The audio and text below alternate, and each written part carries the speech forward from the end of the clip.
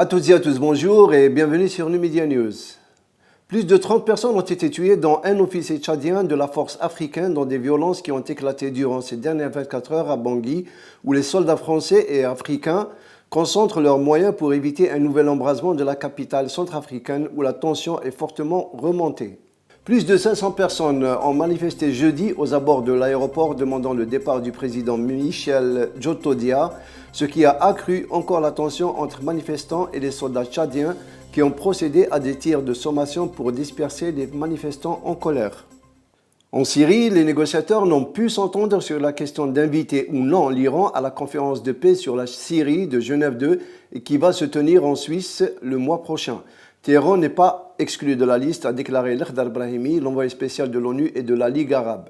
Brahimi a informé que ce n'est un secret pour personne que l'ONU accueille avec satisfaction la participation de l'Iran, mais nos partenaires aux USA voit d'un mauvais œil la présence de l'Iran à cette conférence de paix, dit-il. Le leader de la coalition de l'opposition syrienne, Ahmed al-Jarba, a déclaré que les Kurdes de Syrie participeront à la conférence internationale avec deux délégations, l'une favorable à l'opposition et la seconde avec le système syrien en place.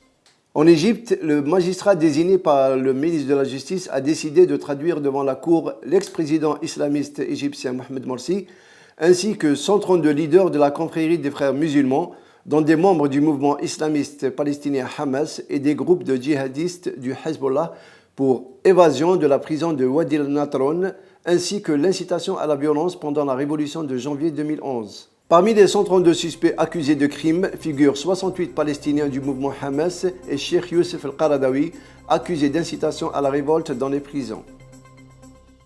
Les États-Unis ont réaffirmé que la Corée du Nord ne mettra pas à exécution ses menaces d'attaquer sans préavis la Corée du Sud, destinatrice d'un fax qui reste le seul moyen de communication entre les deux États émanant des autorités de Pyongyang. La porte-parole du département d'État Jen Psaki a affirmé dans une déclaration que si Pyongyang maintient ses menaces et provocations sur Séoul, cela va accroître son isolement. Au Japon, le gouvernement nippon a préparé de nouvelles lignes directrices d'aide financière aux victimes de la catastrophe nucléaire de Fukushima après le tremblement de terre dévastateur qui a frappé le nord-est du Japon en mars 2011. Lors d'une réunion du groupe de travail sur la catastrophe nucléaire, la chaîne de télévision NHK a rapporté samedi que le Premier ministre Shinzo Abe ainsi que son gouvernement plongent sur la préparation de nouvelles lignes directrices pour fournir une aide accrue aux victimes de Fukushima.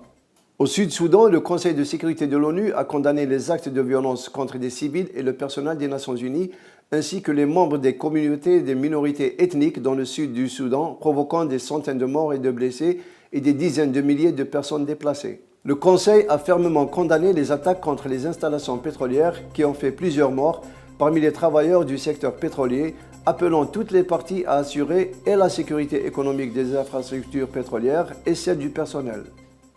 Voilà, c'est la fin de notre édition. Merci de nous avoir suivis. Excellente journée à vous. Au revoir.